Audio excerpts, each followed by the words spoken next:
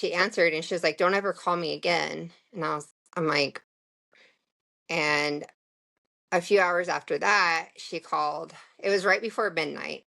She called me and she was like, "I hope you're happy you killed my sister," and hung up.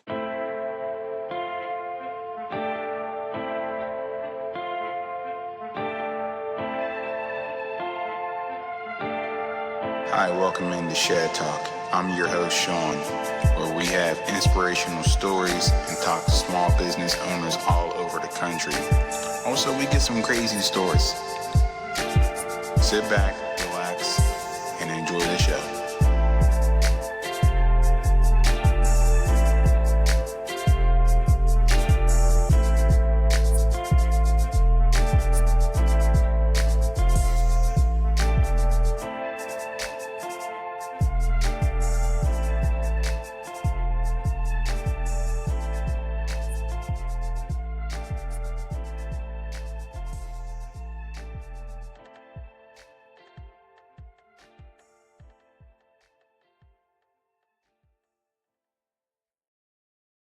All right, y'all. Welcome back into another show. I told y'all I like to have some different types of interviews on here, and this was one of those life-altering interviews right here. I can relate to this person that I'm actually having on here, um, about her journey in life and some of the trials and tribulations that she had to go through.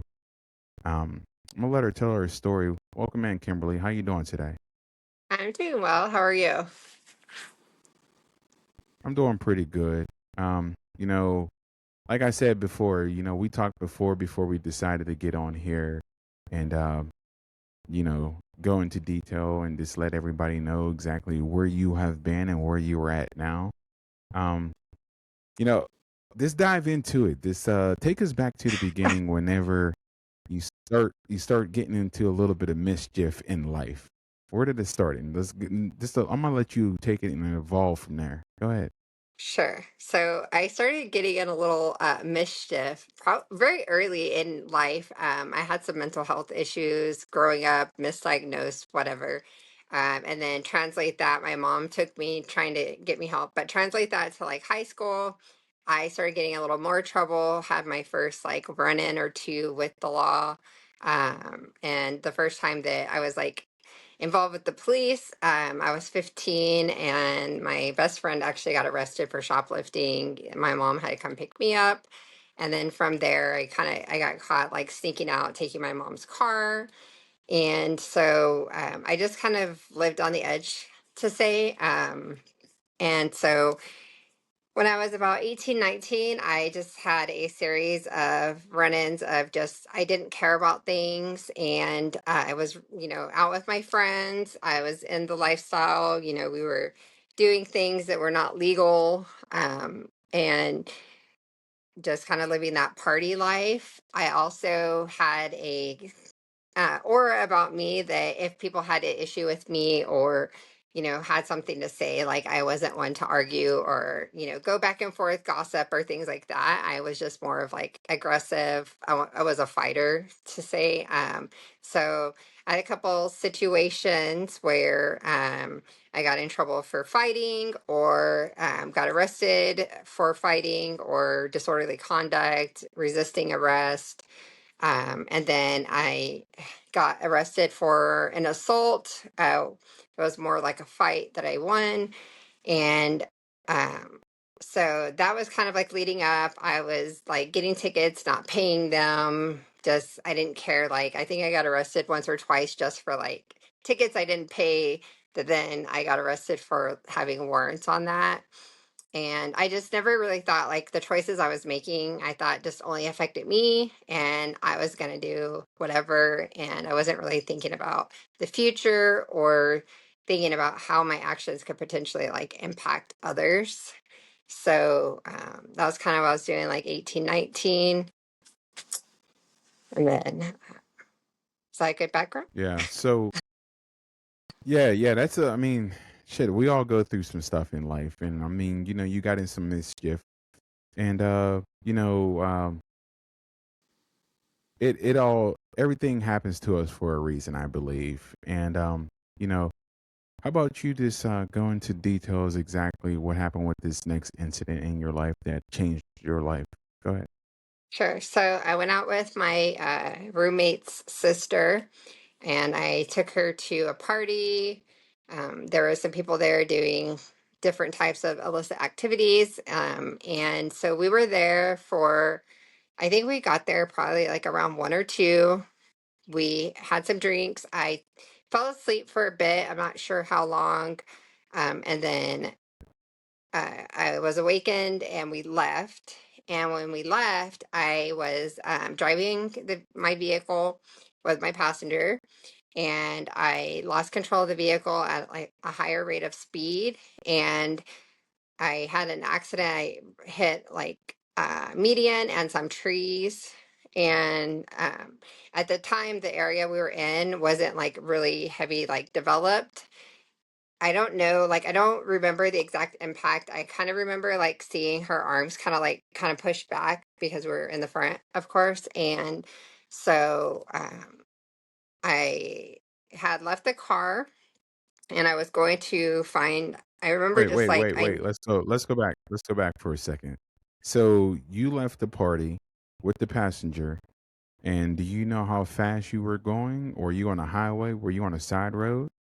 it was on a side road, and the Hmm. accident reconstruction, they said it was between like 60 and 70 on accident reconstruction, which was based off like the tire marks, the damage to the vehicle, the damage on the tree.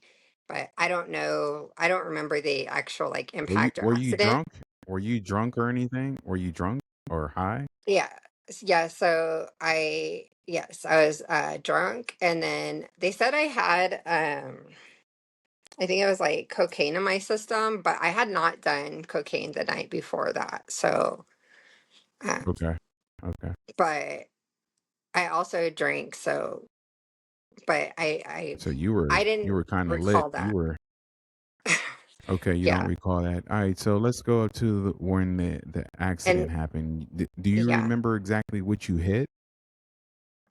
Well, I hit a median. Well, so there's this big popular church here that's like, um, and it was like right where that big church is, but then there's 2 lanes that go this way and 2 lanes that come this way, and in between there's a median with trees. So I actually hit the curb on the side where the church is, and then the car, like once I hit the curb, the car like lost control and went to the side, and then we went like sideways into the tree.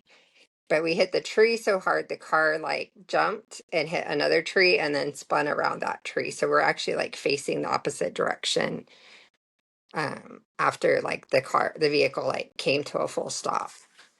And it was like around Okay. 6:30, between 6:30 and 7 in the morning, but it wasn't like a real busy area where we were at. So and I just remember like in my head thinking like I need to call, like I need to get help, like, and I did have a phone at the time, but it was like way back when, but I didn't look for the phone. I think because the car was like so impacted, like and so How did you get out of the vehicle?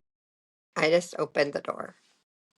So the impact was like the Did passenger you did side you check and on the your you front. check on the did you check on the Um passenger at all, or were you just like so out of it?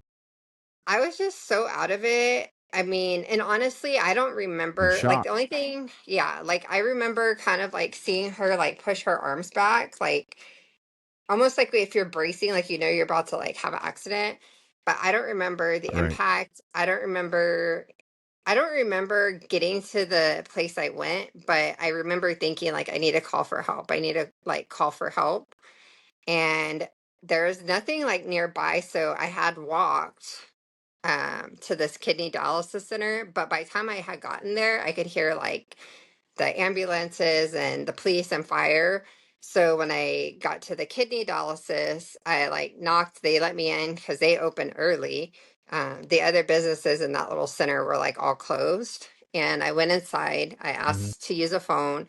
I called my sister and told my sister, hey, I just got in an accident, or I've just been in an accident.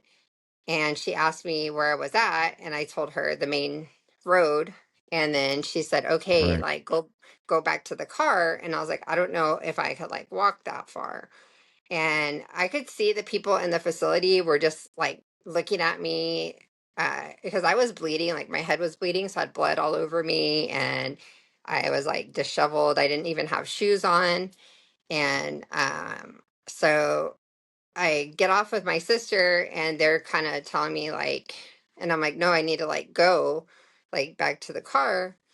And then they were kind of like asking me, like, I was like, or I should wait here. But right as I was like walking to the door, there was a police officer outside, and he was like, were you in an accident? And I said, yes. And he was like, were you in that accident like on the road? He named the road, and I said, yes. And he had me get in the car. I don't remember anything like from getting in the car, the police car, to like the ambulance. I remember like laying in the ambulance, like looking up and like seeing the light. And apparently, like between that happening and me getting the ambulance, and this is probably like 20-25 minutes from where my mom lived. My mom and my sister had gotten there before the ambulance like left to take me to the hospital, because my mom said that she just remembered seeing my feet like at the edge of the ambulance door, and the black, like the bottom of Right. my feet were like solid black from like walking with no shoes on.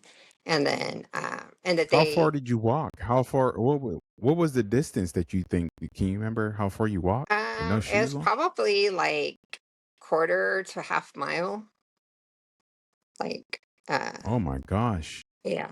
You're And walking that far disoriented yeah. with And blood I don't all on remember you. the like walk that Wow. much. And it was cold. I had a tank top on because I had been wearing a jacket like earlier, but I was in that like, oh, I need to look Hmm. cute mode. So this is like in early February, and I just had like a tank top and um no shoes. I remember like feeling like, Okay. oh, it's cold. Okay. So let's go. Let's move a little bit forward. Now you're in the back of the ambulance, and then what happened after that? So they took me to the hospital. And I don't remember I don't remember from then to the hospital. When I woke up in the hospital, there was like two detectives there, and they were asking. Asked them if I could see my sister, and well, I asked them how my friend was doing. I was like, "How's my friend?" They're like, we're not going to talk to you until after you like sign these papers." And I was like, well, like I like we like I'm just asking like where my friends at. And honestly, in my mind, I'm thinking like if I'm okay, like she's okay, we're probably gonna like laugh about this later, or whatever. Like I wasn't like aware that it was like really bad like that. And so then I was asking to see my sister, and they said, "We'll let you see your sister if you'll sign this paper." And I was like, okay. When they gave me the paper, I actually wrote refuse on the paper, and they took it. They brought my sister, and they came back and like withdrew blood. But I don't know, probably like 30 minutes later, 45 minutes later, they came back and said that they're like, you wrote refused on there. And I was like, or I wrote no or something. And I was like, oh, well, I didn't know like what I was signing. So I just put something on there so I could see my sister. But I asked my sister when she was like standing there, I was like, how is Tara? How is she? And she was like, oh, like, why don't you let mom come back? I didn't want my mom to go back because I like didn't want my mom to like lecture me about the car. So I really was still thinking Hmm. like everything's okay. And I just thought my mom was going to be really mad about the car. And so I was like, I don't want to see her. And she's like, no, she's not going to be mad at you. Like, she's whatever. So my mom came back there. And then I could tell by the look on my mom's face that something like really bad was wrong. And I'm uh, like, what's going on? I was like, where's she at? And she was just like kind of crying. And she's like, well, they have her like upstairs, and like they're working on her and like stuff like that. Um, and then my mom was just like, don't say anything, don't talk to anyone. Like, and as soon as she was telling me not to like say anything to anyone else, or like not to talk to her about it there or anything, I was like, oh my God, like this is not good. So I was trying to ask my sister, like my sister was in school she was going to be a nurse. And so I was trying to ask her and they wouldn't tell me anything. So that was when I really knew like, okay, something like really bad has happened because like my mom's in mother like protect mode of don't say anything. And my sister is like not saying anything. And so my sister, if it was like something like she would have reassured me that it would be okay if it would be okay. So I knew like okay, it's like bad. So they came back, they did and like the next blood draw, and then I don't remember like I think well I know that they said they had given me something because I was like very combative in the ambulance. So it was like I had kind of like this other period of time I don't remember. And it was like several hours later, they discharged me from the hospital because I had like wounds. Like I still have like wounds on my forehead and stuff like from the glass and everything. But I was just bled a lot, not like really bad wounds. And so my mom took me to her house and I was there at her house and um I was trying to call my roommate, and I want to say it was probably like 9 or 10 o'clock at night. And she was like, she answered and she was like, don't ever call me again. And I'm like, and a few hours after that, she called. It was right before midnight. She called me and she was like, I hope you're happy you killed my sister, and hung up. And I was like, just kind of like reeling, like freaked out, like, and by that time the impact and everything had set in. I couldn't move. Like my body was like so sore. I was in so much pain, like I couldn't move. I was like crying and I was trying to like call for my mom. My mom came in. I'm like, this is what she said. And my mom was like just comforting me. I don't really remember like anything from like those next few days. I remember like wanting to go to the funeral. My mom like called to like see about the funeral, and they told her that they wanted her and my sister to go, but that I was not invited to go. So my mom and my sister went to the funeral, but I could not go. So, did she pass away at the impact of the vehicle, or did she And pass she's away in the hospital? in the hospital, so they got her to the hospital and we're trying to like get her stabilized, but um she had like her like swelling in her brain, so they were trying to like I guess like cut open to like let the brain swell, but then there was a lot of Yeah. like blunt force injuries to the body. And so basically the compartment she was in took almost like all the impact, and her seat was like so close to the front, like the airbags, uh because I read some of the report, like they said that was like the most common like airbag impact they saw there was like the airbag coming out, and then the tree came from like the side. So Oh, and so it was a combination with the airbag and the tree. yeah, because we hit the first tree sideways and then turned and hit the next tree like head on, and then like turned around that tree. And they also like I didn't have my seatbelt on, so I had like went forward, and I didn't have marks from the airbag, but I had like my chest was like very very tight from my airbag on my side, but because the force, like we were sideways and then forward and then turning, like I didn't like, and I wasn't as close to the airbag, so I didn't get as much like airbag impact as she did because she was already closer and all the impact was on that side. So there wasn't like a lot of space for her to like Wow. move. And there was one thing like Wow. during the accident, How old were you? I was 19. You were only And 19 years old. Damn, that's tough to go through at that age. So, Getting past the funeral and stuff. What happened after that? So I just like at first I was in like a real bad depression. My mom was like very worried. One day my mom was like, Kimberly, like the worst thing you could do right now is like throw your own life away because that means like she lost her life and then like your life is nothing. Like if you really like want to change, make a difference, like you need to like live your life. Like you need to like start doing stuff.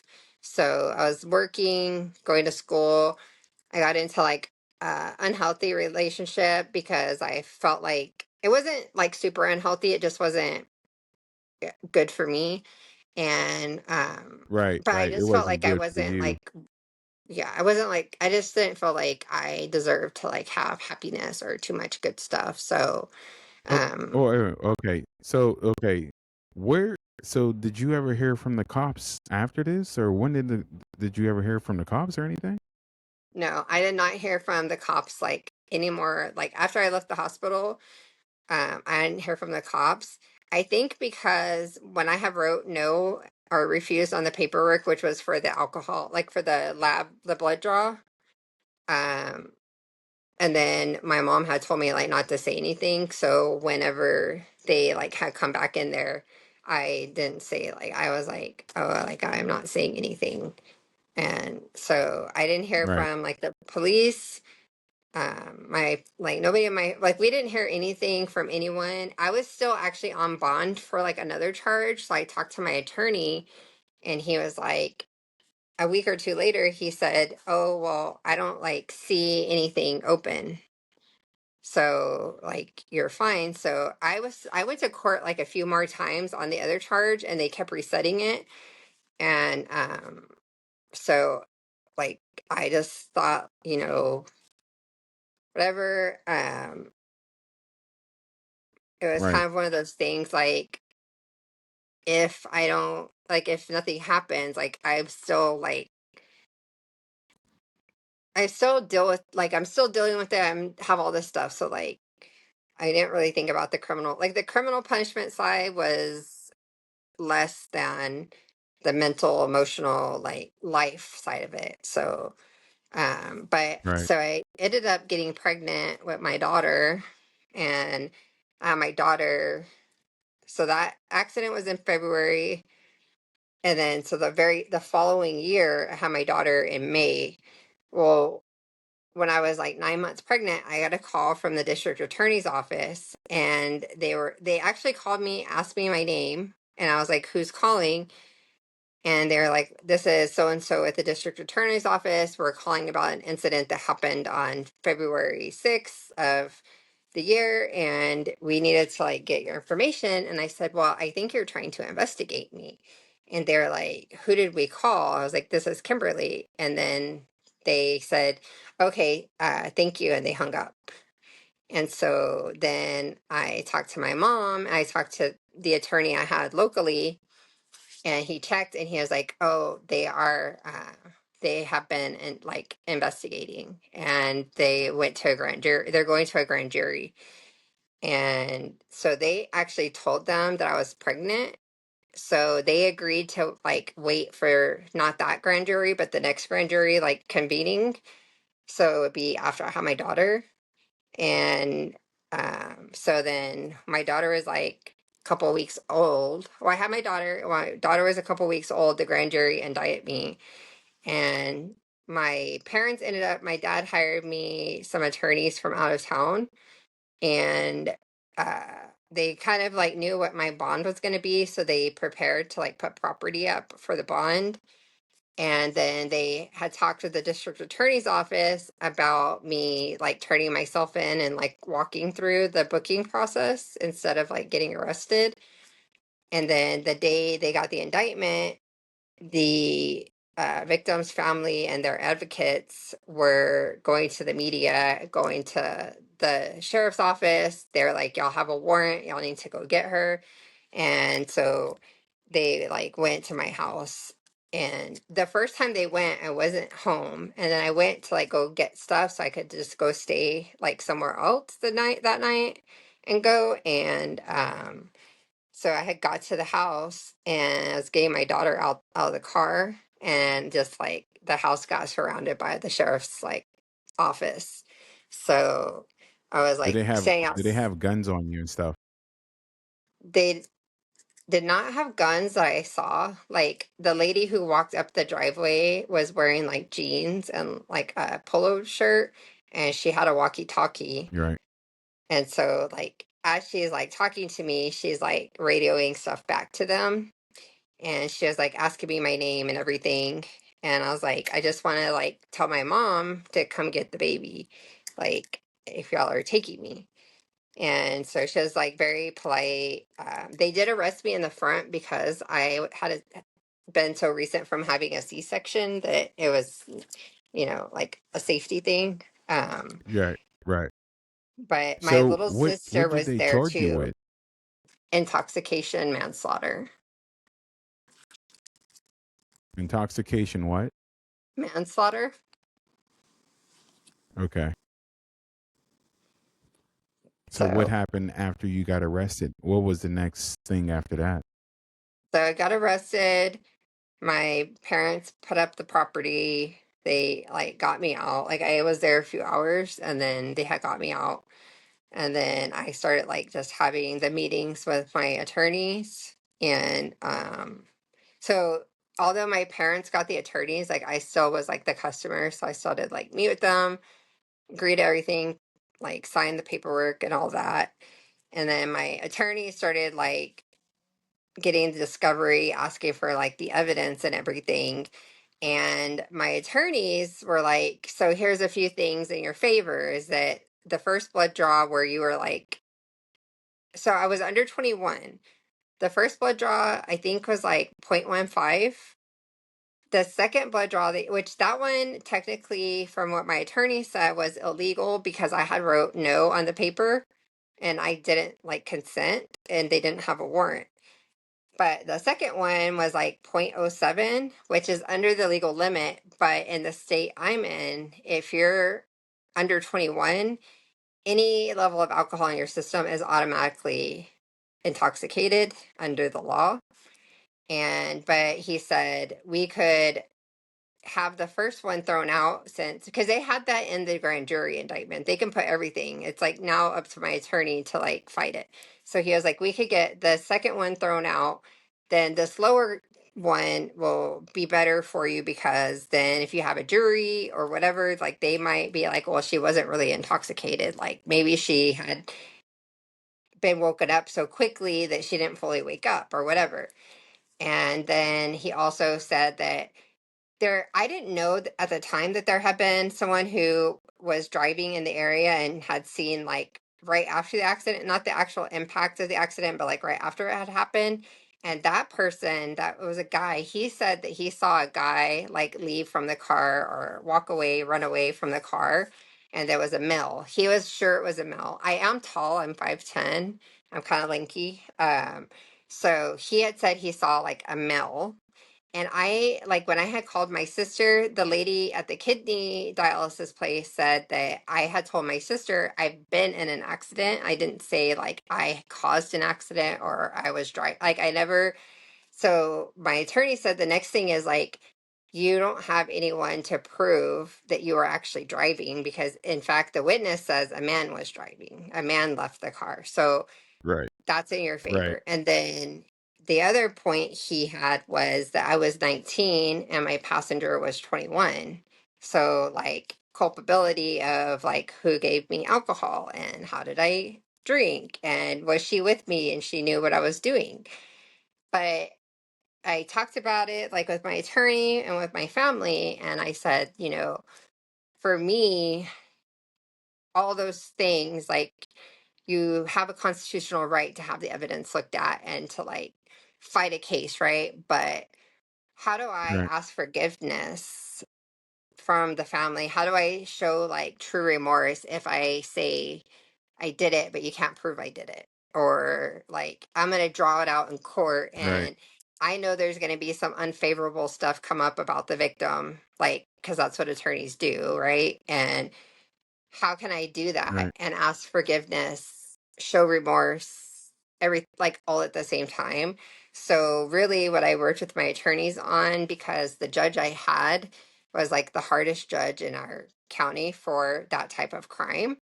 And so we really just more so tried to see if we could get a different judge so that I could have a better possibility of getting a sentence, like a lighter sentence, or to get probation.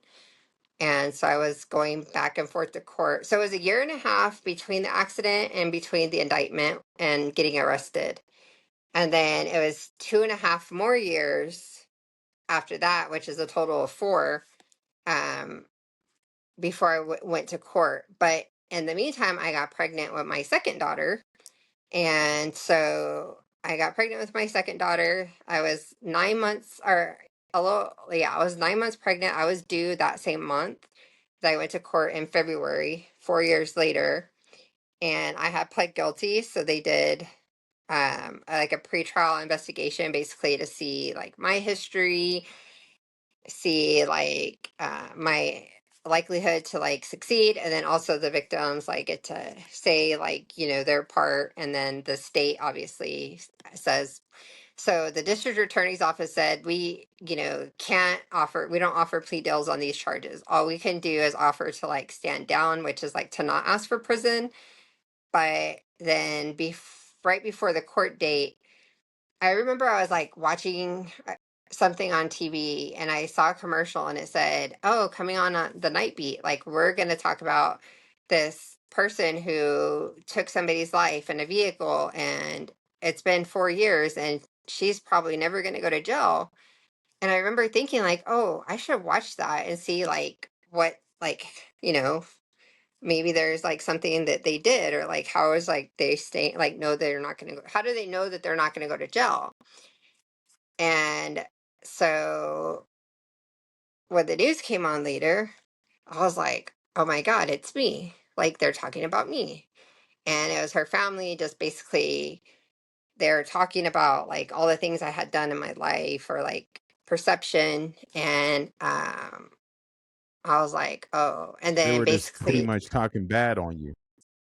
yes. And then saying that like Okay. my parents were just gonna like get me out of trouble, and that I didn't ever have to like be accountable. And my mom had only got me out of jail one time, which was for an incident that Right. she felt I participated in, but I didn't Right. deserve Right. like I to mean, parents are be. supposed to look out for each other. Yeah. So So after you seen this on the TV and they were talking about you on the news, what was going through your head and like what happened? I just thought like, oh, like it was just a lot to take in. My One of my younger sisters was in high school at a special high school, and she was actually working at the news station, and she said that actually right before the news came on, she had told us that it was going to be on, because she said she was sitting in a meeting and they were going over the stories for like later, and that it popped up. And she is in high school still, so she didn't know like what to say or like what to do. And she had told my mom like they're saying things that like are not even true, like. And so then we That's what the watched news it. does. That's what they do. They got to gas it up. They got to gas it up so people can watch it. That's what the news does, you know? Yeah.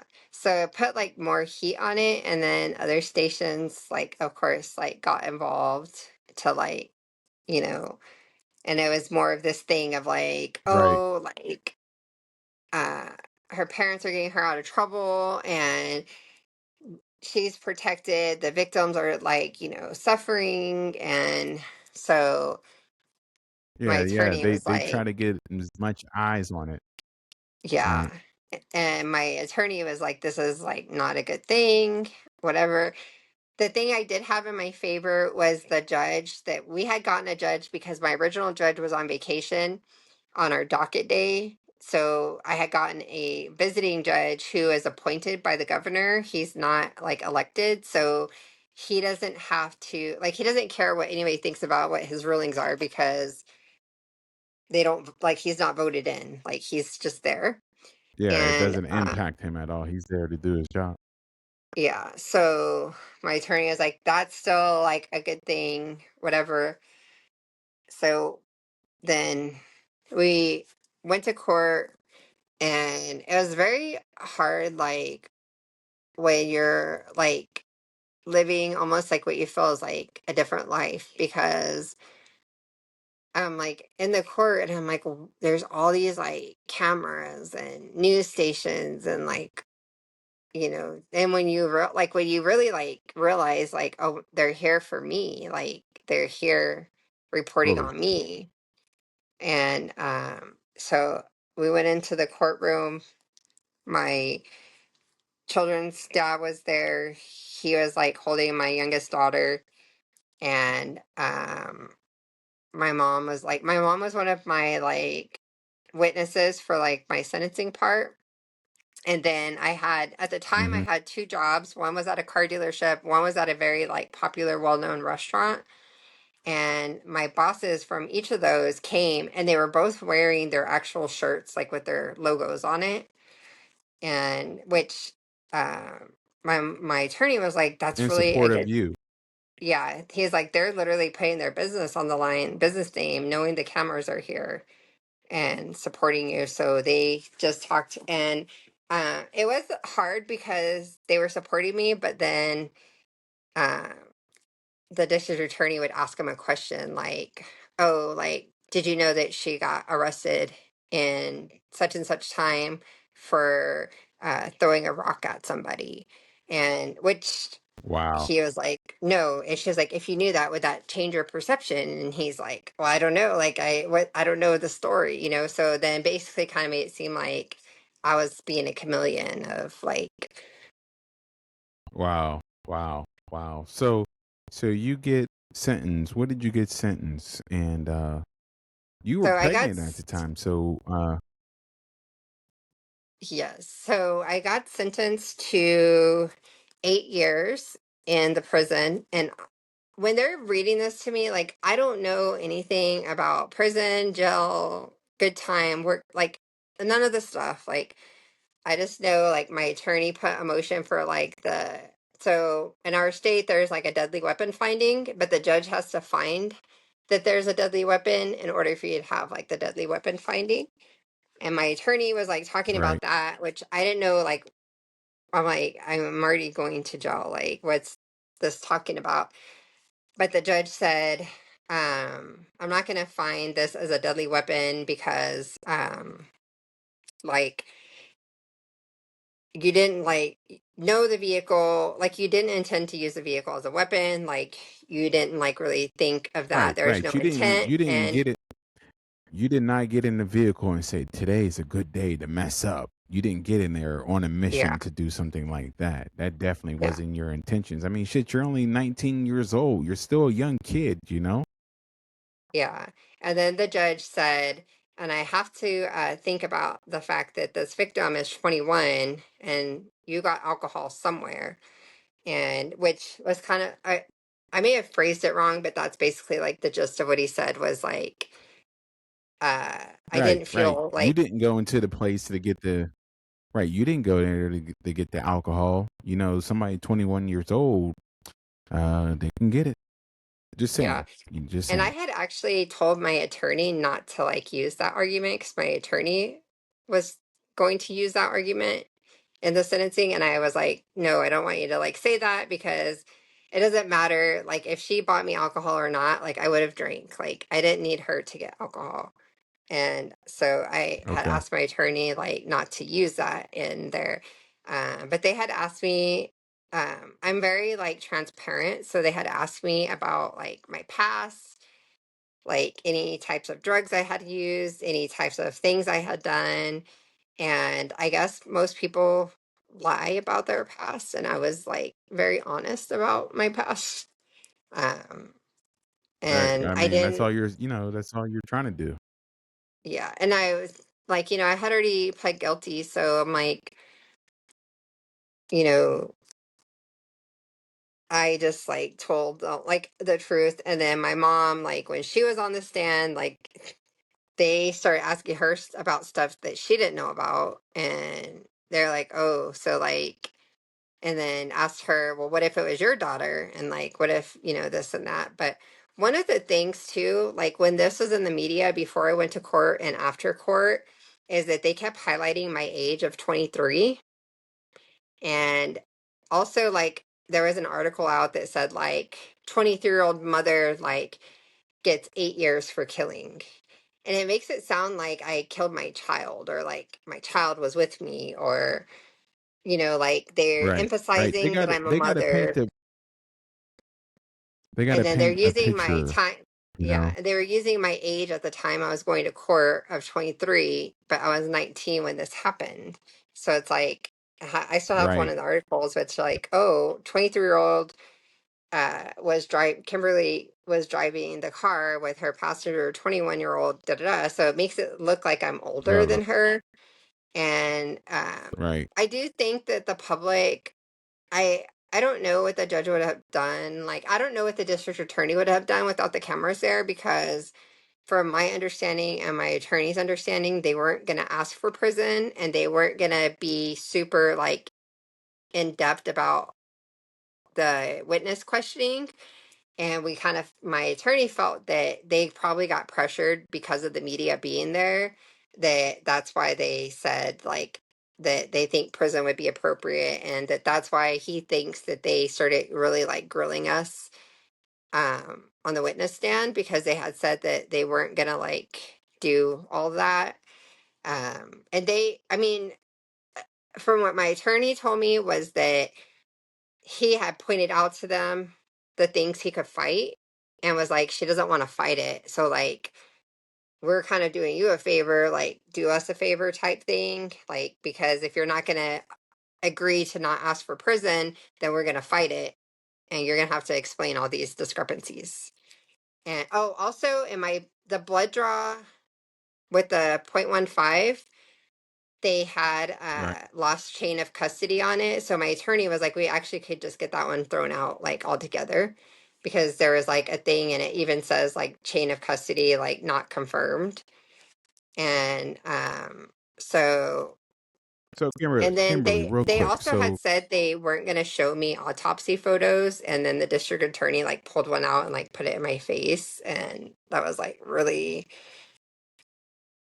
difficult. And yeah, I yeah, I wasn't like understand. prepared, and I had intentionally not looked at that Yeah. with my attorney. Wow. So you go to prison. How long? How many years in prison did you do?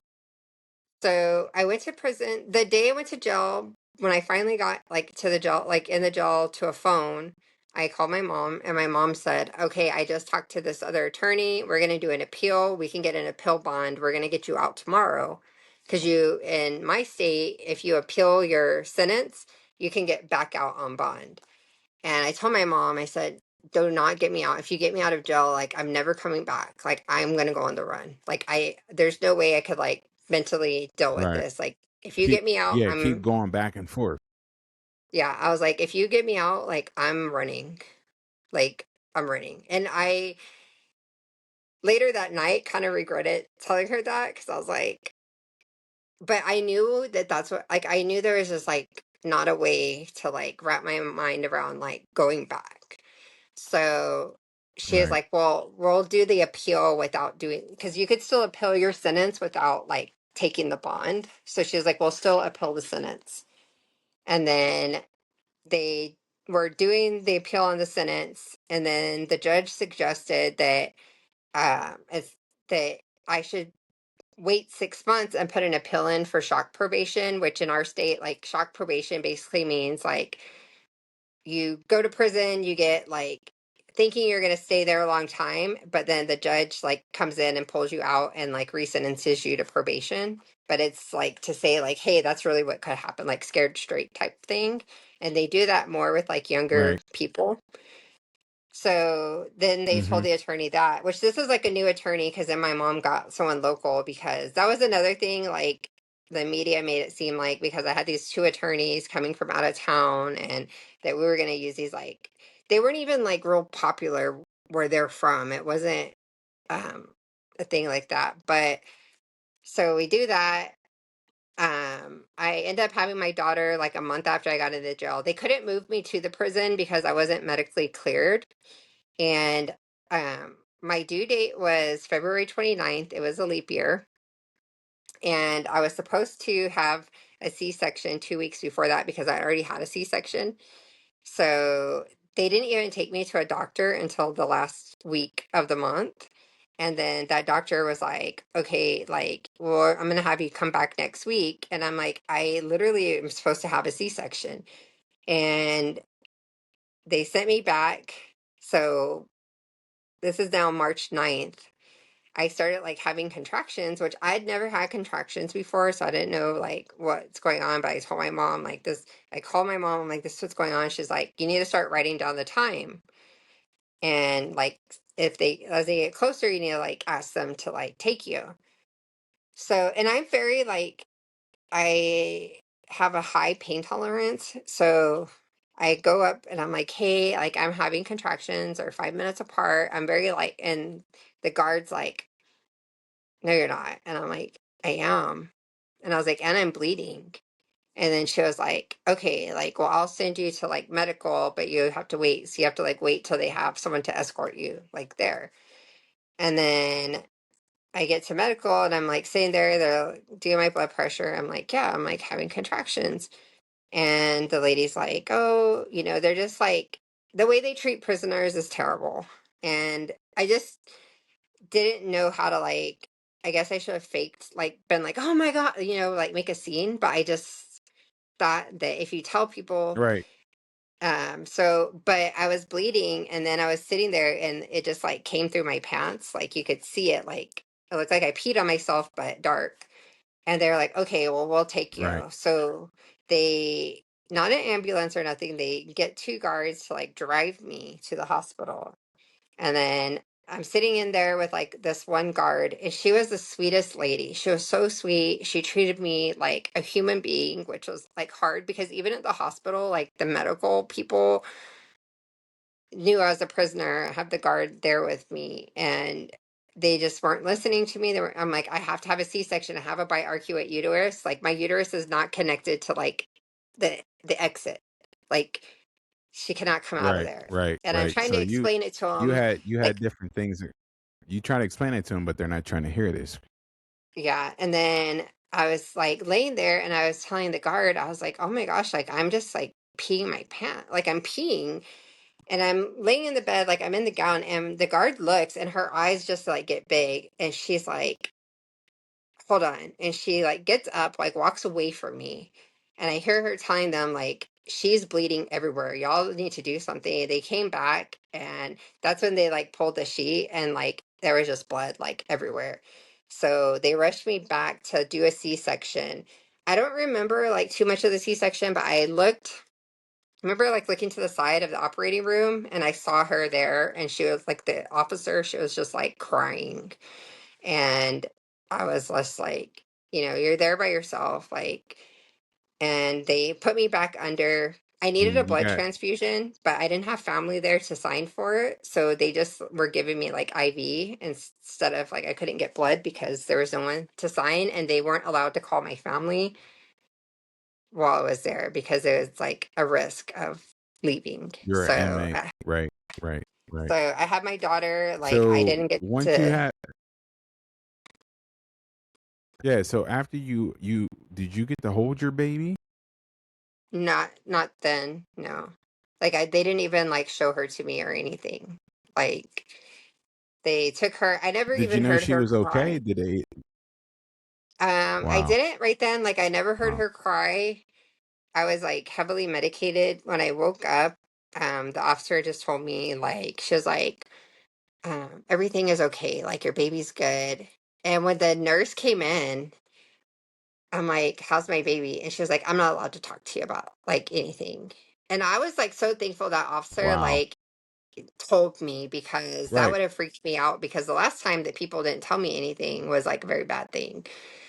And Somebody passed away. yeah, so and it was at that same hospital too. So how long did you end up having a prison time? Like how long were you in prison for? 3.5 years. Okay. So So after you get out of prison, um, what did you do with your life after that? So I did my 3.5 years, which was I went up for parole 3 times, got denied because of the deadly weapon finding. I did not, because they didn't find I used a deadly weapon. I didn't have to do half my time, which that would be the difference of having deadly weapon or not. If you have a deadly weapon, you have to do half, which would have been 4. And then I was coming up for Okay. like So uh, there's like a different type of parole, which is when your good time, your work time, and your like actual flat time equals your sentence. So all of mine combined equaled 8 years. mhm, And my mom had like talked to another attorney, like a parole attorney, and to prepare like the stuff to submit to the parole then, because that would be like your best chance to get parole. And I had already been denied 3 times. So I got the parole attorney. That was when I got approved. I actually finished my associate's degree, so I was supposed to get out on May 20th, but they were having the prison graduation from the college. So they held me until the 23rd because they thought that I would not want to miss that graduation, which I didn't even care. Like, I'm like, okay. I got So you the, got your right, yeah. right. You're like, shit, let me go. So you get out. Let's fast forward that. Everything's going on. Currently, what are you doing now with yourself? Yeah, so I finished my bachelor's. I got my associates there. I finished my bachelor's. I worked. And then when I finished, I got into business to business, into sales. And from there, I just like started my career. I was on parole still for 4.5 more years after that, but I started my career. I was working, and I worked my way up. I will say this though, is like it was hard to find a job at that time when I started working because I couldn't pass a background check, and I was actually still on parole. So some jobs like wouldn't even take you if you're on like parole. And then also the stipulations of my parole, I couldn't go certain, like I couldn't leave the county without permission. Right, I right, couldn't I right, couldn't right. be I like understand. in a business that made like revenue off alcohol, like more than half revenue off There's alcohol, certain which criterias and certain yeah, stipulations of what you can be exposed to. Um, yeah. so the field that you're in now, you're into sales, and how long have you been doing sales, and do you enjoy doing this? So I've been doing it for 12 years. I worked my way up. I went through management. I went to like strategic accounts, like specialized teams. I spent like 3 years traveling about 80%, which was great because I made my own schedule. So I never missed important things for my kids because if they had a basketball game, I made sure I was in town that day. And then weekends, of course. And I've been doing that. And then after a little over 10 years, I left the first company I was at, went to like a new company. And right now I manage a team of 13 people in sales. And so I just like support them, guide them on what they're doing, build customer relationships. I have pretty extensive like customer relationship network. So I get offered jobs like all the time now. People reach out to me trying to recruit me, offer me, jobs, Wow. income, whatever. Most people don't know about my background, and so, People make I, mistakes, though. yeah, so I still can't own So, a gun. I so can't vote. well, actually, I don't know. You might want to check into that because I'm pretty sure that when Bush was in office, he changed that. So Because, like I shared with you before, I used. yeah, it's Oh, your because of my conviction. charge in my state. You Okay. can't get expunged. You Okay. can't get Okay. your voting So. rights back. You can't, yeah, like, Okay. uh, Okay. All right. All right. Well, you know, uh, it's a hell of a story, a hell of a journey. I appreciate you coming on here and sharing that with us. I like to ask everybody before I get off of the show, if you could describe your life in 3 words, how would you describe your life in 3 words? um, chaos, peace, and contentment. Awesome. Awesome. Love that for you. Love that for you. Hey, Kimberly, I appreciate you taking the time to come on to the show and tell us a little bit about your journey. Thank you so much. All right. Thank you. Have a good evening. You too. All right, y'all. That was another good show on Shed Talk. I will talk to y'all later. She answered and she was like, "Don't ever call me again." And I'm like, and a few hours after that, she called. It was right before midnight. She called me and she was like, "I hope you're happy you killed my sister," and hung up.